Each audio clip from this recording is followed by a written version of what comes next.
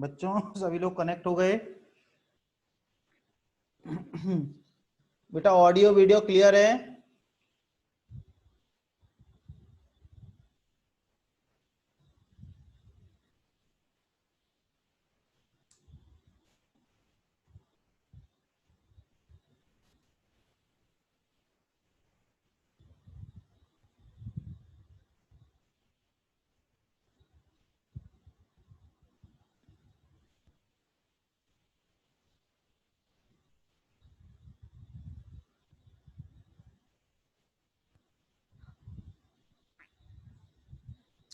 लिखिए बेटा, टॉपिक का नाम है प्रोबेबिलिटी। लिखिए, सबसे पहले आता है एक्सपेरिमेंट। तो there are two type of experiment.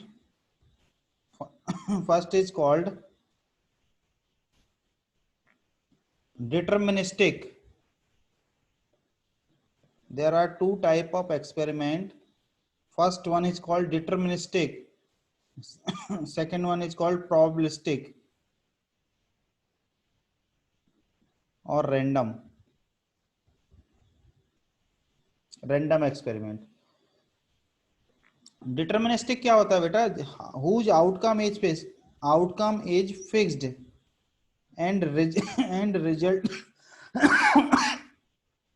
and result is pre-known. आपको पहले से मालूम है क्या आने वाला है. Outcome is fixed under identical conditions and result is pre-known.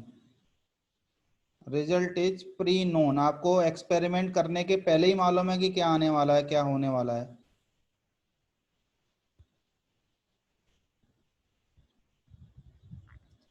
There are two type of experiment. One is called deterministic and another one is called probabilistic और रैंडम. इसमें क्या होता है, इसका having more than one outcome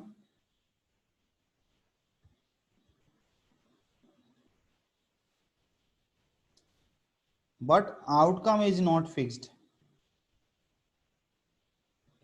मतलब result को नहीं मालूम, आपको पहले से नहीं मालूम है. Result is not pre known, outcome is not fixed. देखो बेटा, आपने ये रिएक्शन तो पढ़ी होगी ना बार बार. NaCl plus AgNO3 is equal to होता है क्या? AgCl का व्हाइट प्रेसिपिटेट आ जाता है और NaNO3 बनता है. इसका व्हाइट प्रेसिपिटेट आ जाता है. ठीक है ना? अब ये एक्सपेरिमेंट आप कितने बार भी करो, NaCl को सिल्वर नाइट्रेट के सॉल्यूशन में डालो, ये मिक्स करते रहो, हमेशा व्हाइट प्रेसिपिटेट ही आएगा. AgCl का व्हाइट प्रेसिपिटेट ही आएगा हमेशा. ठीक है ना? तो यहाँ पर जो रिजल्ट है पहले से मालूम है कि क्या होने वाला है. तो ये एक्सपेरिमेंट, जिस एक्सपेरिमेंट का रिजल्ट पहले से मालूम है क्या होने वाला है, क्या आने वाला है, उसे कहते हैं डिटरमिनिस्टिक एक्सपेरिमेंट. ठीक है? Already we know the result, also the outcomes. Outcome और रिजल्ट दोनों सब कुछ मालूम है हमको. ठीक है? पहले से मालूम, प्री नोन है. दूसरा है प्रोबेबिलिस्टिक और रैंडम.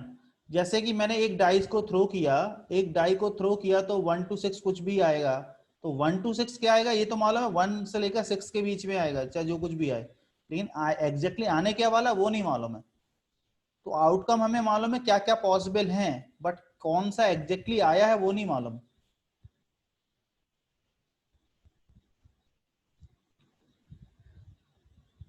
तो यहां तक समझ में आया आपको?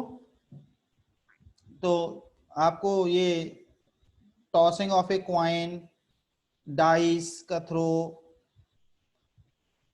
कार्ड प्लेइंग कार्ड्स हो गए, या बॉल्स को निकालना, ये सब क्वेश्चन आते रहते हैं.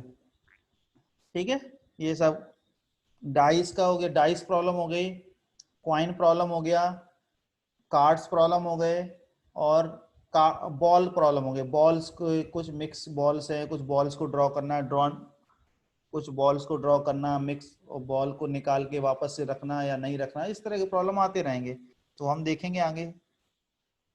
तो पहले ये समझ में आया कि नहीं आया? फोर फोर क्लासेस जाएंगी इसके बाद, आज की क्लास के बाद 4 क्लासेस।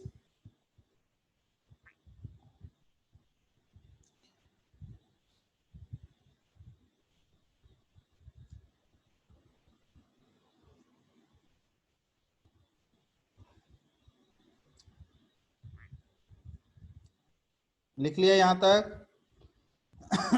अब बेटा इसमें टर्मिनोलॉजी लिखो।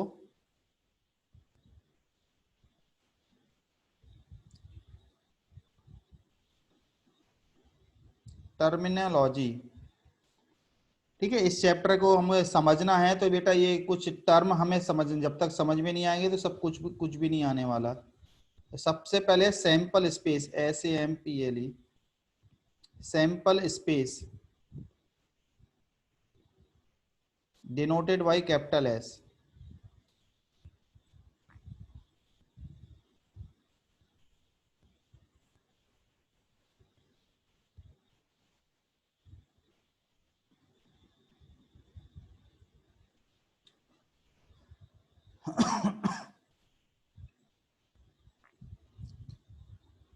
लिख लिया यहां तक?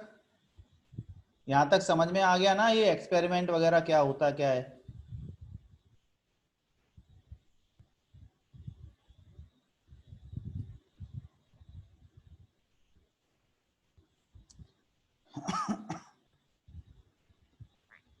नेक्स्ट लिखो sample space, the set of all possible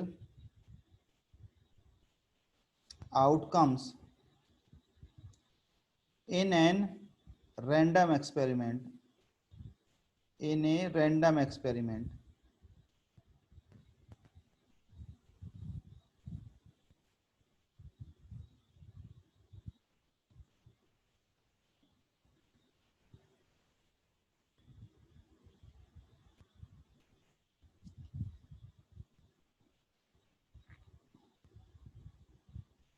just example के लिए, टॉसिंग ऑफ ए कॉइन,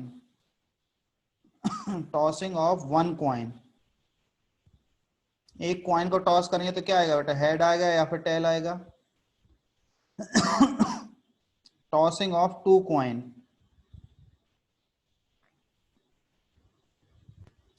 तो क्या आएगा, या तो दोनों में हेड हेड आए, या हेड टेल, या टेल हेड, या फिर tail tell,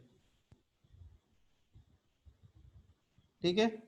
similarly tossing of a three coin, इसको हम बेटा हम किससे लिखते हैं, कैपिटल कैपिटल S से। Tossing of a three coin, tossing of three coins.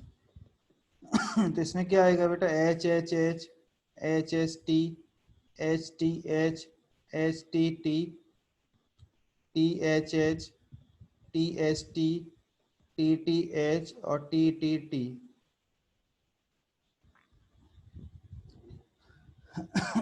तो ये समझ में आया बेटा? The set of all possible outcomes in an experiment is called sample space। जो भी पॉसिबल आउटकम, जो भी हो सकता है, सबको एक करली ब्रैकेट के अंदर लिख देंगे, उसे वो कहते हैं सैंपल स्पेस।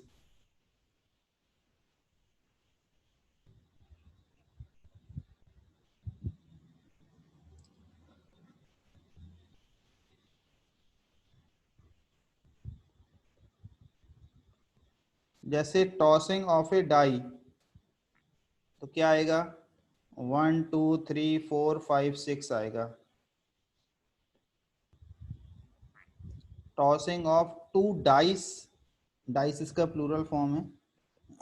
तो ये आएगा बेटा 1 1 1 2 से लेकर 1 6, 2 1 से लेकर 2 6, ठीक है, इस तरह से करते जाएंगे 6 6 तक आ जाएगा।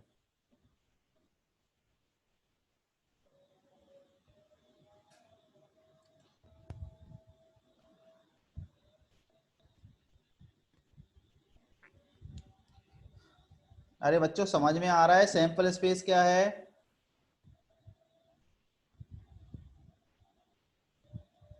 बच्चों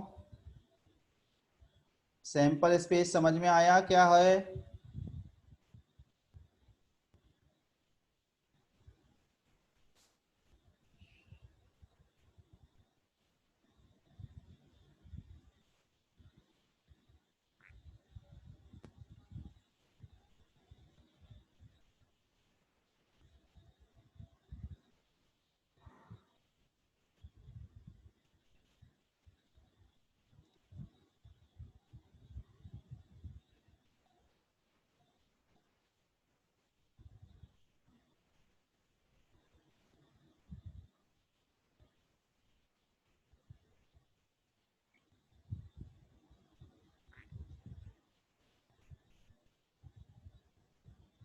लिखिए प्लेइंग कार्ड्स। प्लेइंग कार्ड्स तो आप जानते होंगे, टोटल 52 प्लेइंग कार्ड्स होते हैं। इसके दो तरह के कलर होते हैं, रेड और ब्लैक। आधे रेड होते हैं, आधे ब्लैक होते हैं। रेड में क्या क्या होता है? Heart and diamond. और ब्लैक में क्या होता है? Spade and club. सभी के 13-13।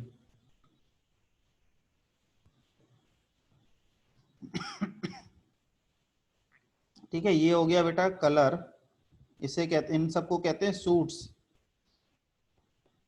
ठीक है ना, इन सभी को कहते हैं suits, heart diamond spade club को।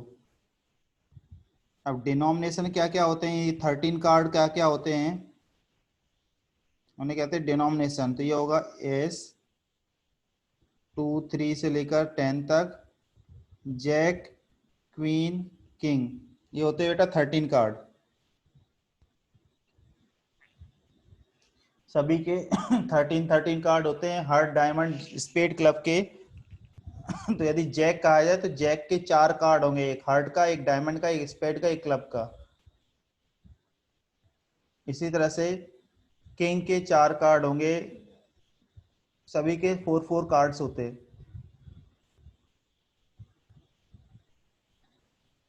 ठीक है बेटा, लिख लो इसको जल्दी से।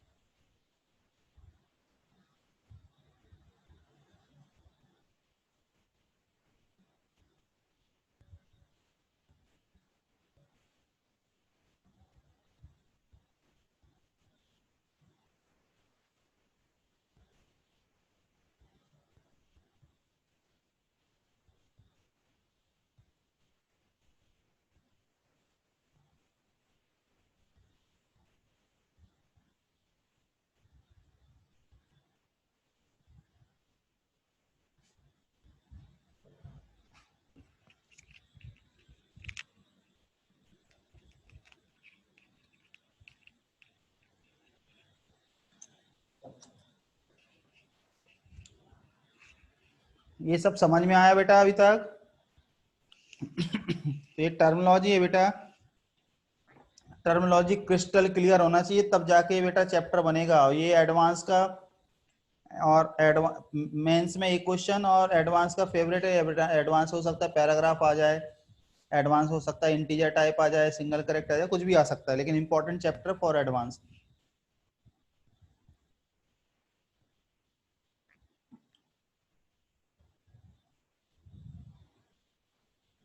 हाँ बच्चों,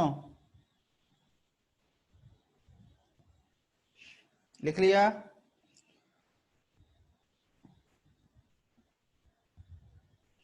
अब इसमें बेटा 2-3 टर्मिनोलॉजी हैं। इसे कहते हैं फेस कार्ड। फेस कार्ड मतलब जिसमें आपको तस्वीरें नजर आती हैं। तो तस्वीरें किस किस में दिखती हैं?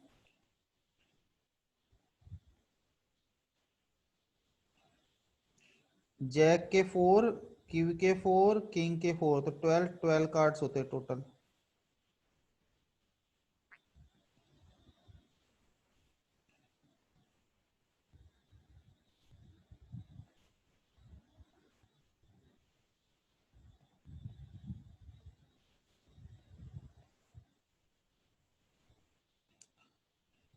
ठीक है। फेस कार्ड बेटा 12 होते हैं, ऑनर कार्ड 16 होते हैं। जनरली फेस कार्ड ही पूछते रहते हैं, तो ध्यान रखना फेस कार्ड मतलब 12 कार्ड, जैक क्वीन किंग।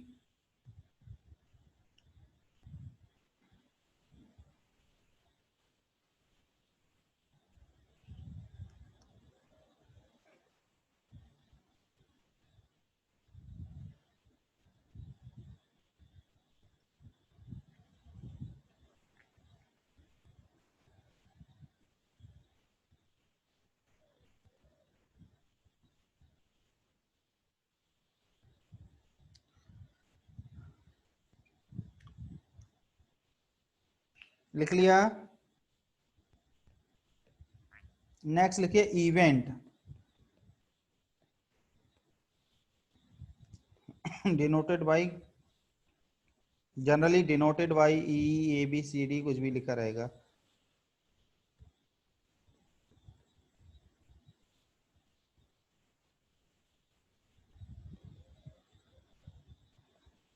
ए B C E F G X Y Z कुछ भी लिखा रहेगा कैपिटल लेटर में। तो बेसिकली मैं ई से लिखता हूं, तो any subset of sample space is called, any subset of sample space is called event, any subset of sample space is called event. For example, getting a head on tossing a coin is called event, getting a number less than 4 on throwing a die is an event। ठीक है।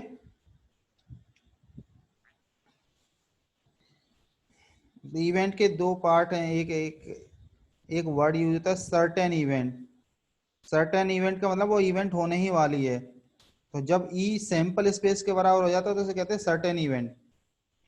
मतलब जैसे कोई तुमसे कहे जैसे तो कोई तुमसे कहे on throwing a die getting a number less than 7 is an certain event, on throwing a die and getting a number less than 7 is a certain event, less than 7 ही आएगा ना 1 to 6, is a certain event.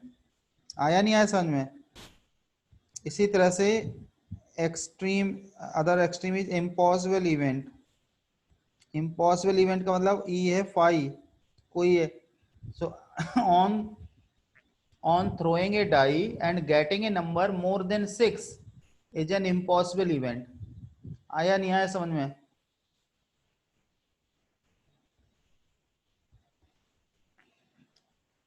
on getting a number less than 7 is a certain event and getting a number greater than 6 is a impossible event।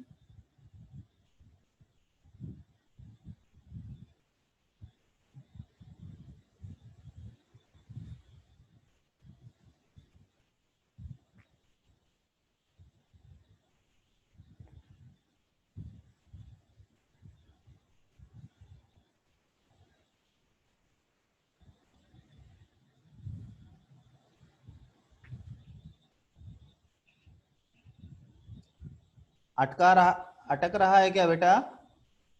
Audio video clear नहीं आ रहा क्या?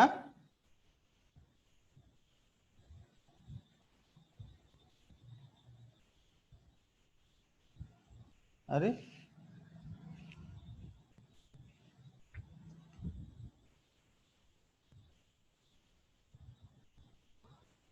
देखिए बेटा अभी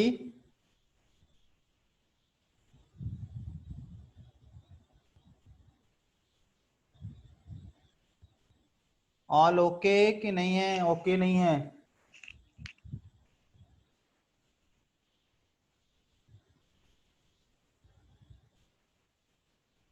ये बीच में नेटवर्क का आज ही प्रॉब्लम है बेटा। कल तो सब सही था, पर सब पिछली क्लास में भी सब सही था, आज ही प्रॉब्लम हो रहा है।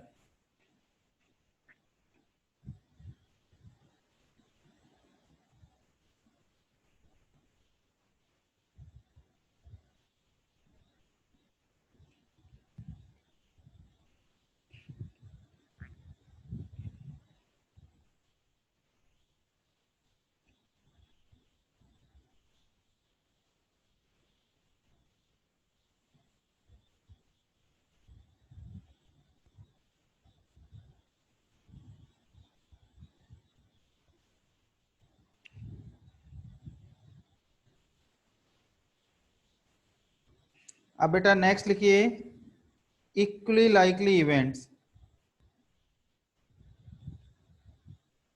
इक्वली लाइकली या फिर प्रोबेबल इवेंट।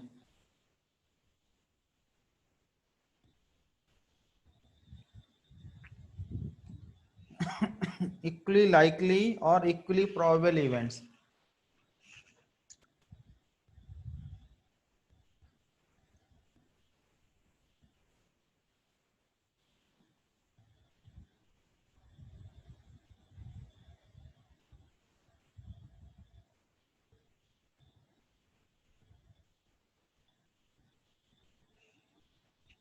इक्वली लाइकली का मतलब होता है टू इवेंट्स और टू और मोर events are said to be equally likely events if their probability is same, if their probability are same। इसको probability को हम बेटा ऐसे लिखते हैं P of A, मतलब probability of A is equal to probability of B। यदि probability same है तो उसे कहते हैं equally likely events।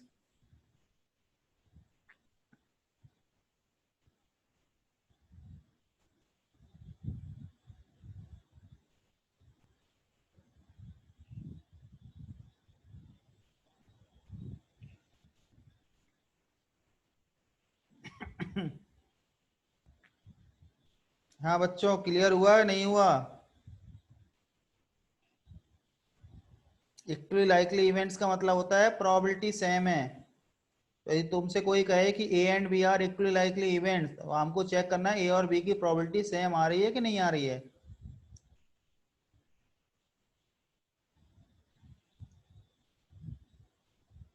बच्चों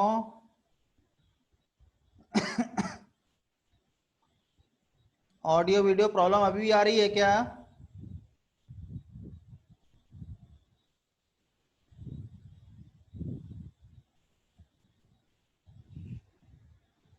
नहीं आ रही तो बेटा लिख लिख दिया करो कि क्या है, सब अच्छे चल रहा है नहीं चल रहा है, सुनाई दे रहा है नहीं दे रहा है। For example on throwing a fair, fair coin को हमने टॉस किया तो हेड और टेल आने के बराबर बराबर चांसेस होंगे। फेयर कॉइन को हमने टॉस किया, जस्ट एग्जाम्पल के लिए, tossing a fair coin, getting a head और tail is a equally likely event.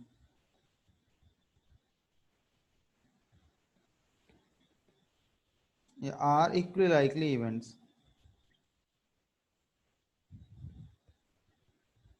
Are equally likely events.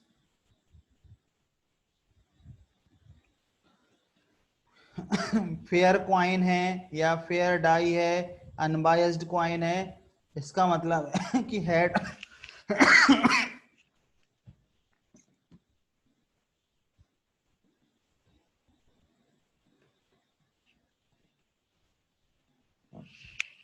तो tossing a fair coin, getting a head और tail are equally likely events.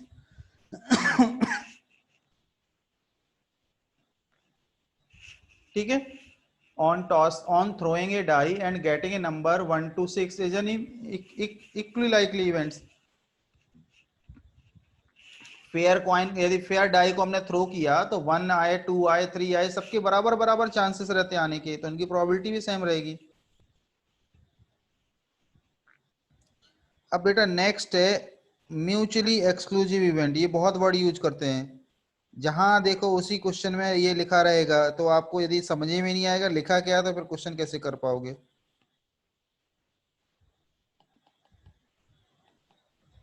Mutually exclusive events,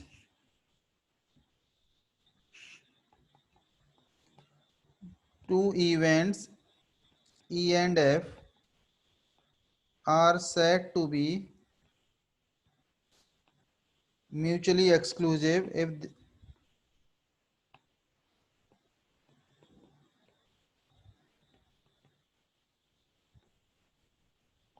if E intersection F is phi. Two events E and F are said to be mutually exclusive if E intersection F is equal to क्या है, phi है.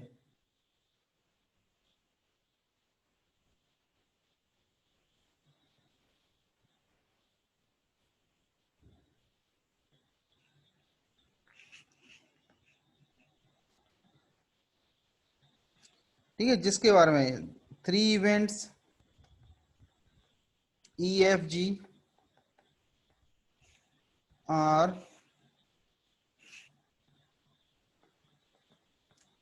said to be mutually exclusive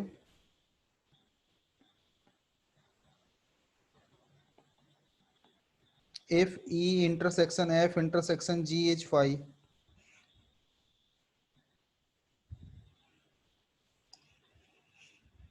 तो यदि intersection phi आ रहा है मतलब वो mutually exclusive है.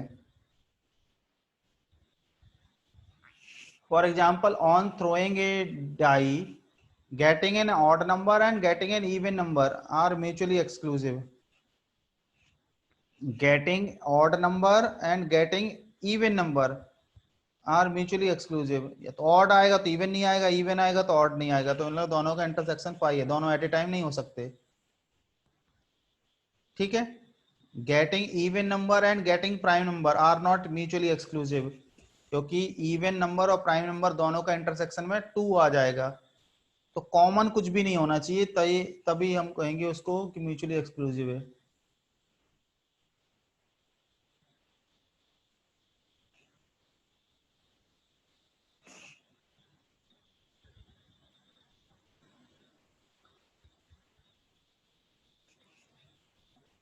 इसी को कहते हैं डिसजॉइंट इवेंट भी कहते हैं, डिसजॉइंट या इनकॉम्पेटेबल इवेंट भी कहते हैं. बेटा ज्यादातर हमें फर्स्ट वर्ड ही यूज होता है, mutually exclusive.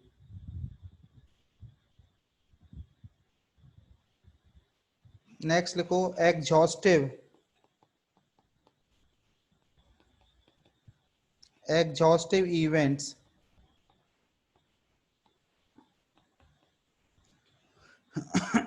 two events E and F are said to be exhaustive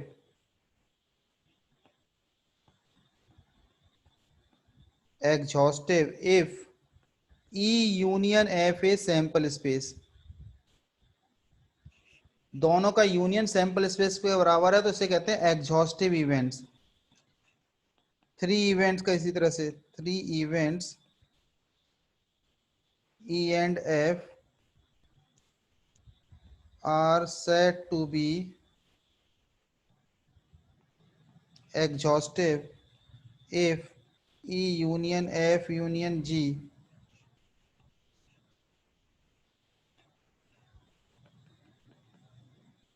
is sample space. ध्यान रखो बेटा, यदि थ्री इवेंट्स हैं तो थ्री इवेंट्स में इनके दो दो के इंटरसेक्शन भी फाई रहेंगे.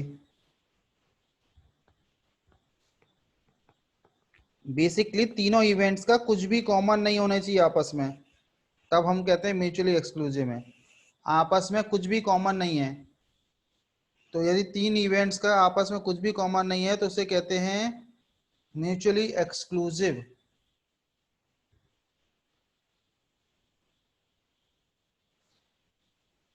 और यदि यूनियन सैंपल स्पेस के बराबर आता है तो उसे कहते हैं एग्जॉस्टिव.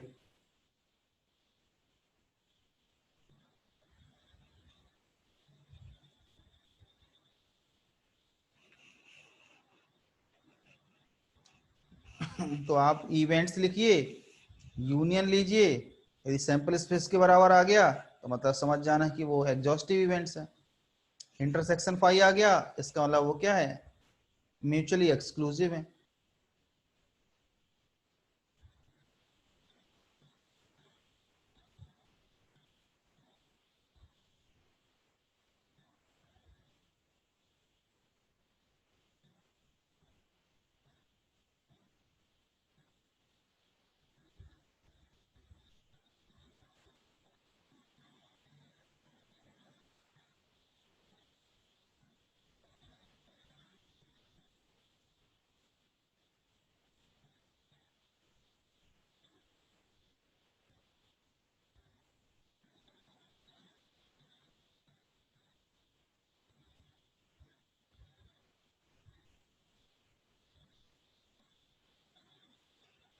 एग्जॉस्टिव में बिल्कुल सिंपल सा है बेटा, जैसे कहा जाए on throwing a die getting a even number and getting odd number are mutually exhaustive as well as mutually exclusive. हमने एक डाई को थ्रो किया, इवन नंबर आ जाए और ऑड नंबर आ जाए, ये म्यूचुअली एक्सक्लूसिव भी है और म्यूचुअली एग्जॉस्टिव भी है।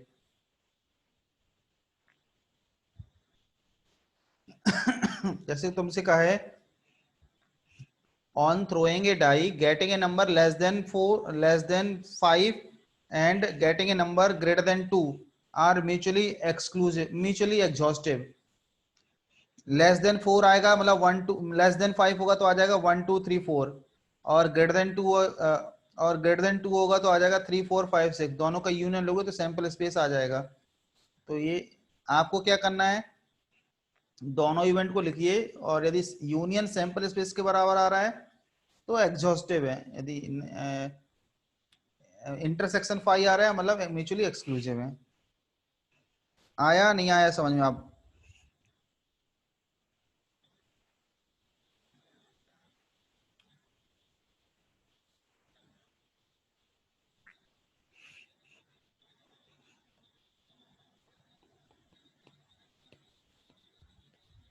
इंडिपेंडेंट इवेंट्स,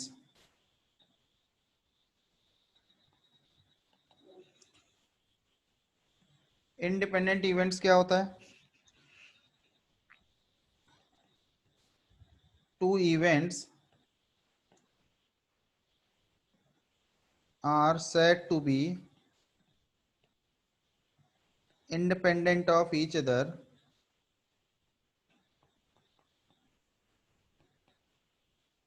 if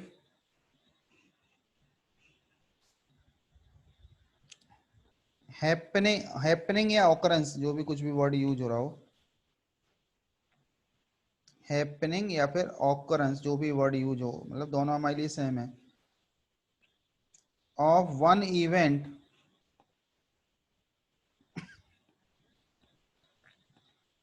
हैपनिंग और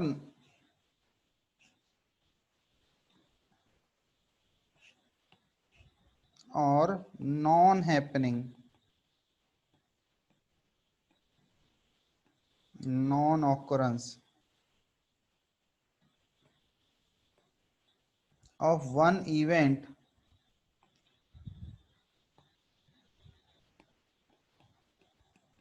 does not affect the happening or non happening of other event।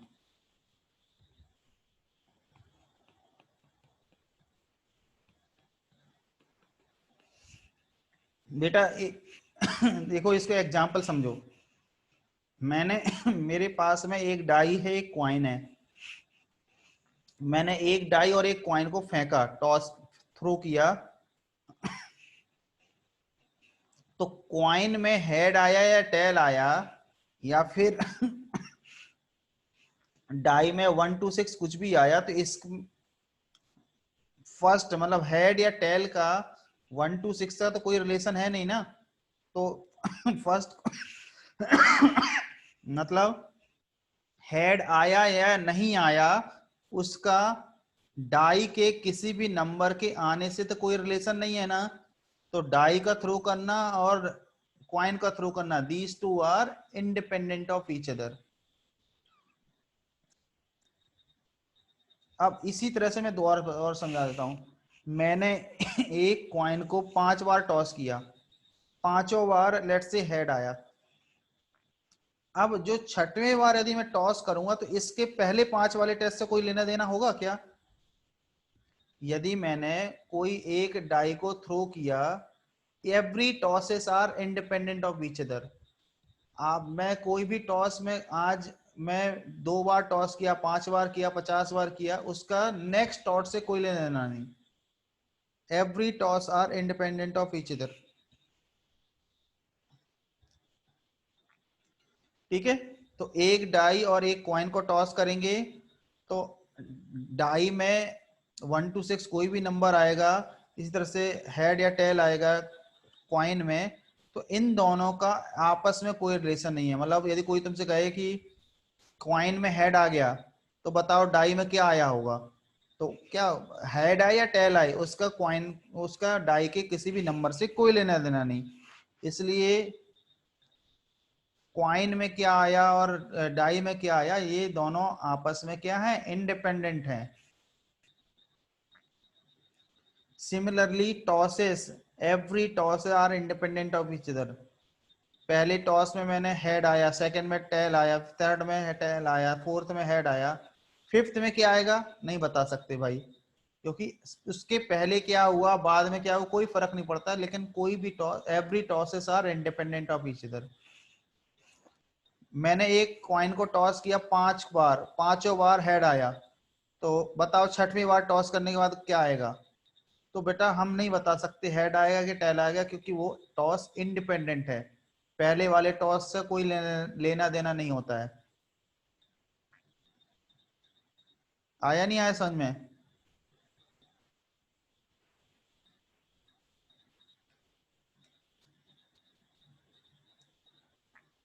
बेटा इसमें क्रॉस क्वेश्चनिंग करना, तब जाके सीखोगे। यदि क्रॉस क्वेश्चनिंग नहीं करोगे कि क्या तुमको समझ में नहीं आया, तो मुझे कैसे मालूम रहेगा? तो आपको क्रॉस क्वेश्चनिंग करनी पड़ेगी इसमें, तब जाके टॉपिक सीख पाओगे। क्योंकि बहुत सारी चीजें बहुत सारी मैंने क्या समझाया तुमने समझा क्या, मुझे ऐसे नहीं है। आप अपने क्रॉस क्वेश्चन करो कि आपको जो समझ में नहीं आया उसको पूछो, तब जाके टॉपिक समझ में आएगा, तब जाके तुमसे क्वेश्चन बनने लग जाएंगे, या मेंस हो या एडवांस का। टॉपिक इजी है, लेकिन बच्चे लोग अपने बच्चों लोगों को यदि वो पढ़ाई ढंग से नहीं करेंगे तो फिर डिफिकल्ट बनने लग जाता है ये। टू इवेंट्स के बारे में बेटा इंडिपेंडेंट होता है जब ये प्रोबेबिलिटी हो, ये पीई इंटू पी एफ के बराबर हो। अब ये होता क्या है आगे हम सीखेंगे बेटा, अभी तो नहीं। इसको मैं एक सेपरेट टॉपिक की तरह मैं समझाऊंगा इसको, सेपरेटली मैं इसको आगे समझाऊंगा, इंडिपेंडेंट इवेंट को अलग से डील करूंगा, अलग से सिखाऊंगा, क्योंकि इंपॉर्टेंट है ये, अलग से बताऊंगा। अभी तो जस्ट टर्मिनोलॉजी समझो कि होता क्या है बस।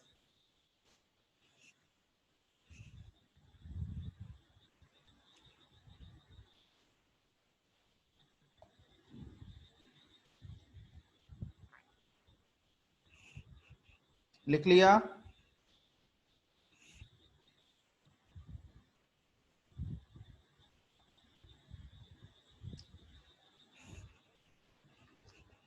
नेक्स्ट लिखिए प्रोबेबिलिटी की definition, definition of probability.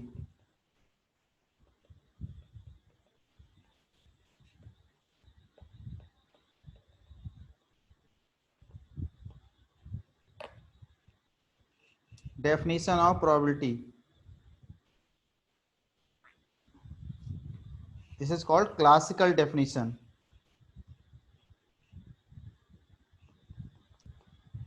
If a random experiment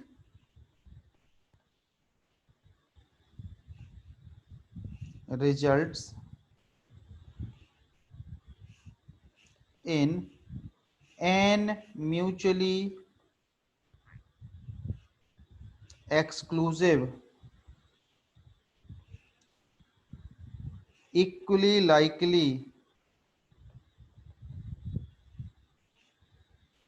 and exhaustive outcomes, बेटा ये प्राइमरी कंडीशन है, ये होना ही चाहिए कि म्यूचुअली एक्सक्लूसिव आउटकम्स होना चाहिए, इक्वली लाइकली होना चाहिए, स्पेशली इक्वली लाइकली ध्यान रखना, क्योंकि बहुत सारी सिचुएशन आएगी जहां पे इक्वली लाइकली इवेंट्स नहीं होंगी।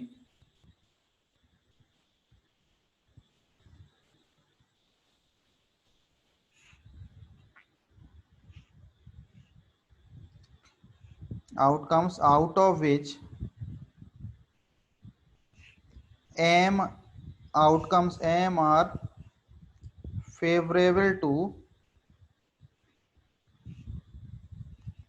to the occurrence of an event,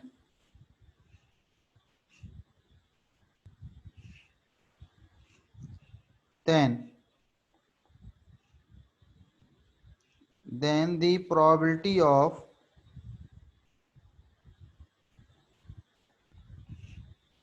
occurrence of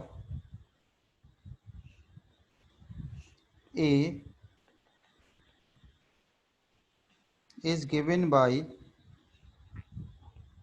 इसको डिनोटेड पी ए से लिखते हैं ये होता है नंबर ऑफ फेवरेबल आउटकम्स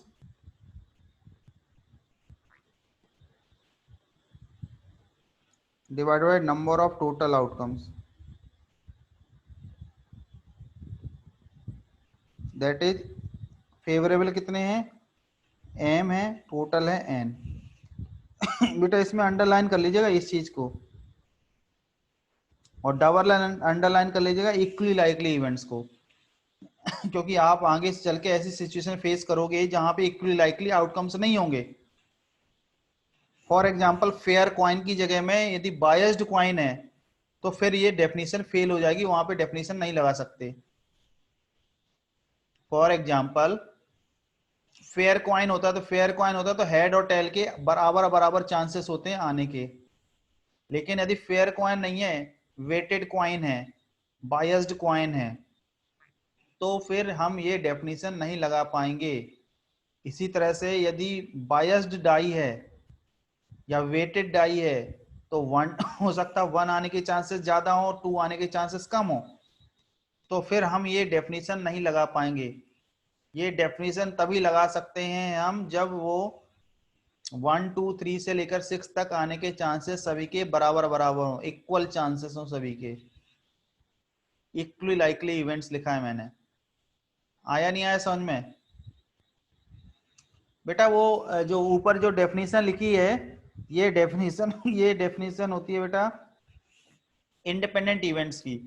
अभी आपको ई इंटरसेक्शन एफ मतलब दो इवेंट्स की प्रोबेबिलिटी का इंटरसेक्शन निकालोगे, यदि वो P इंटू पी एफ के बराबर होती है तो उसे कहते हैं इंडिपेंडेंट। ये आया कैसे में हम आगे सीखेंगे डिटेल में, अभी तो बस ये लैंग्वेज वाला याद रखो कि इंडिपेंडेंट इवेंट्स होती क्या है।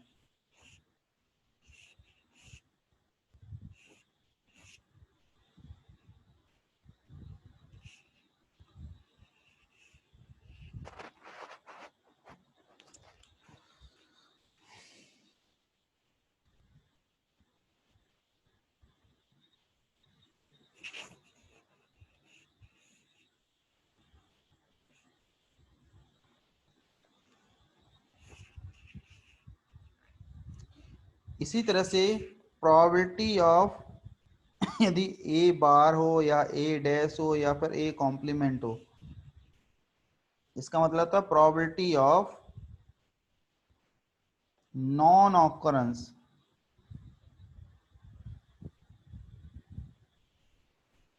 Of event A,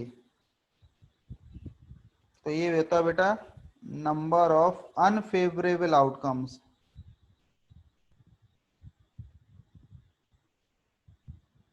divided by number of total outcomes.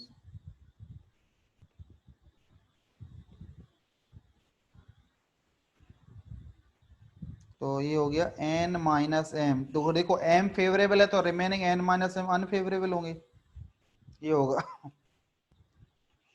तो हम दोनों को ऐड कर देते हैं तो P A plus P A bar आता है बेटा 1। मतलब probability of A and probability of not A is always 1।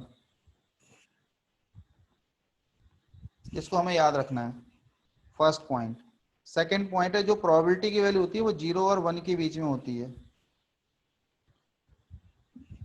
N है total number of elements, M है उसका कुछ पार्ट जो फेवरेबल है।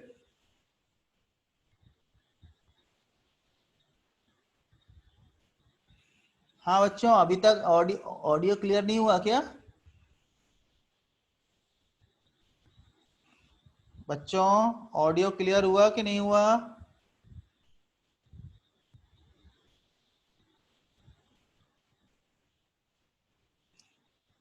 बेटा बताओ तुम्हें क्या चीज समझ में नहीं आई, बताओ मैं रिपीट कर देता हूं।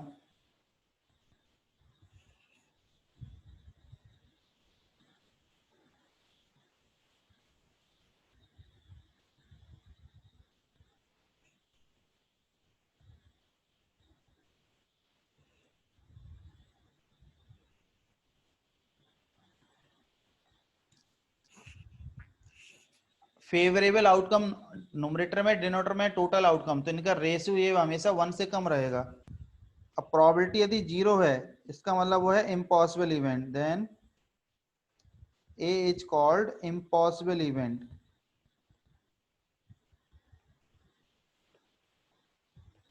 और दी प्रोबेबिलिटी 1 है, मतलब then A is called certain event.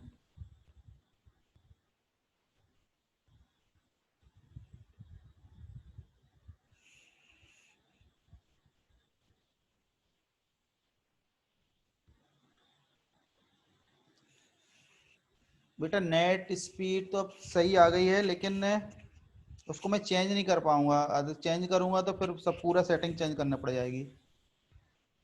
तो खैर अब बेटा यहाँ तक रखते हैं, आप 1 बाय 1 आप देख लो, आपको जहां पे समझ में नहीं आए मुझे बताओ।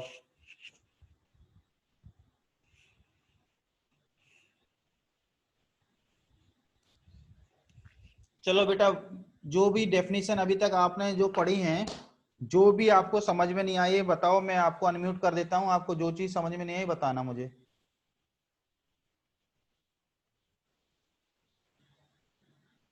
हाँ। अब आप अनम्यूट करिए अपना, अपने को, और बताइए मुझे।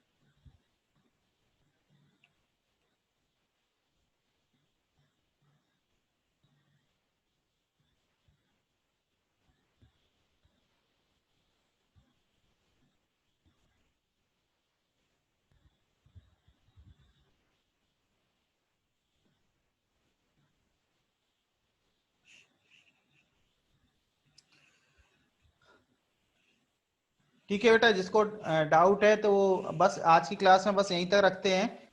नेक्स्ट क्लास में मैं वापस से इसको थोड़ा सा रिपीट रिवाइज करा दूंगा, और फिर इसके बाद हम आगे करेंगे इसके क्वेश्चंस। तो ये बेटा टर्मिनोलॉजी है, ऑलमोस्ट सभी क्वेश्चन में, जेई एडवांस के क्वेश्चन में, जेई म्यूचुअली एक्सक्लूसिव, इक्विलाइज,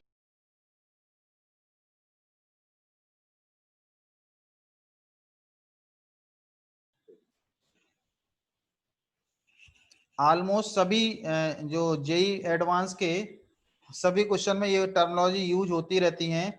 तो हमको ये टर्मिनोलॉजी समझ में आना चाहिए, यदि ये समझ में नहीं आएगा तो फिर हमको क्वेश्चन अटेम्प्ट करने में प्रॉब्लम आएगी।